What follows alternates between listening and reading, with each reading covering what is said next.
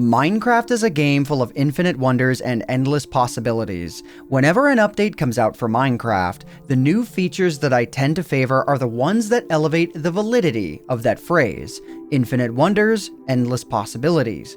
Here's an example. Redstone dust and torches were added into Minecraft in July of 2010 before the game had even sold 1 million copies. It's just electricity with a torch and a wire.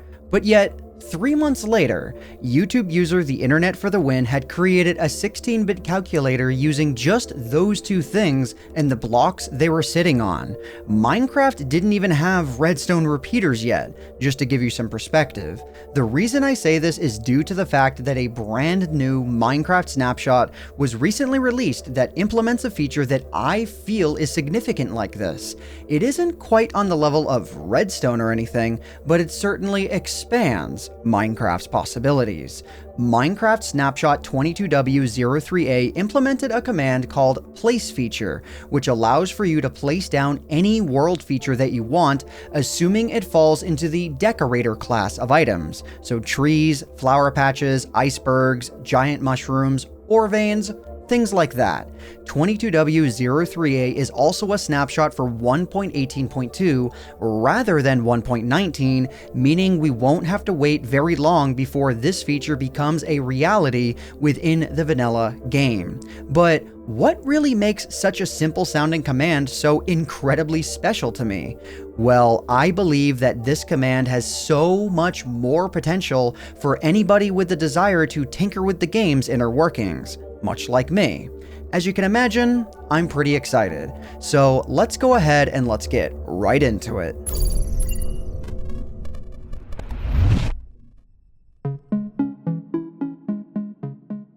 Since I'm talking about a new Minecraft snapshot, let me very quickly go over what else the snapshot provides, as there isn't much. The debug screen now contains information for your current chunk's position within its region file, alongside the name of the file itself, which is pretty awesome actually. A few tweaks were done to eroded Badlands terrain generation, so there's that. The World Seed 0 will now actually generate without the need to use the Pollinating Sandbox's trick to generate it, and then spaces before and after an inputted seed will become truncated, and whatever you type in between those spaces is what Minecraft will interpret as the seed for your new world. And yes, I already tried typing in all spaces to see if it breaks anything. It just generates a random world. Oh well. Aside from a few other tag-related changes, that covers everything that isn't the place feature command itself. So now, let's move on. Let's take a look at how the new place feature command works, some of which I'll be doing within this little impromptu laboratory setup I've made. Honestly, the place feature command is really quite simple. Just type in /placefeature, the ID of the feature that you want to place, which you can find using tab completion, and the location you want to place it at, using either exact coordinates, relative coordinates using the tilde key, or a coordinate based on where you are currently looking at using the caret key. All of the checks that Minecraft needs to do in order to place down that feature still needs to pass in order for that feature to get placed using this command. As you can see here, if Minecraft were asked to try and place a tree in midair for whatever reason, it would succeed, and therefore running that command in midair will also succeed. If I try to place a monster room in an area surrounded entirely by stone, it will fail, as those rooms require at least an exposed air block to generate. Monster rooms are always connected to another cave, in case you weren't aware of that. If you try and place a diamond ore vein high up in the air, that will also fail, as there are no stone blocks to replace up there. However, even if you do try to use this command to place down a diamond ore vein under the right conditions, you'll run into a problem. There exists a bug within the snapshot that causes certain features to not show up unless you update the blocks by right-clicking on them, or if you specifically reload the world itself by quitting out and re-entering it. Reloading the chunks using F3 and A doesn't appear to work here. If I use the command to place a fossil down and then remove every block surrounding the fossil, this bug causes the fossil to appear to be made out of stone. But again, right-clicking on the blocks or reloading the world fixes it. Given that this is just a bug, I won't focus on it any further, as I'm sure it'll be fixed soon enough either way.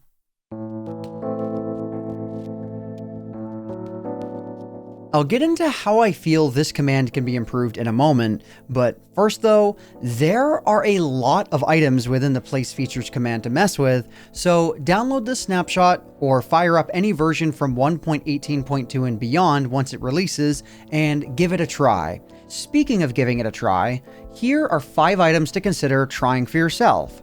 First up, an easy one. Try spawning an amethyst geode, but using the caret keys so it generates relative to your facing direction. Running the command in this manner causes the geode to attempt to generate 20 blocks in front of you. This is helpful for making sure that you can actually witness it spawn in the first place, and so it doesn't spawn right on top of you. Next up, if you generate a return end gateway and then use it, it will actually teleport you to coordinate 100x 0z no matter what dimension you place it in, as those are the coordinates of the obsidian platform within the end dimension, at least in Minecraft 1.18.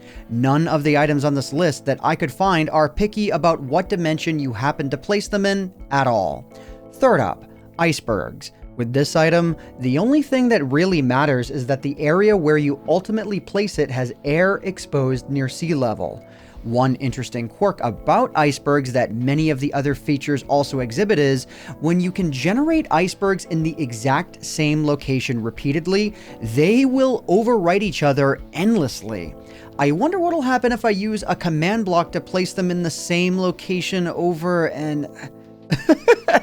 That's awesome. You can even see that the chunk the iceberg is getting placed in is blinking from time to time because, well, Minecraft was never really meant to be doing this. Using command blocks for such an intensive process will seriously eat away at your available RAM, so be careful. Number 4. Piggybacking on command blocks for a moment, let's try generating some trees using command blocks, but instead configure the command block so a tree generates based off of my facing direction, but every single tick. I don't think this is what they had in mind when I was asked to build a treehouse in Minecraft. But hey, it works.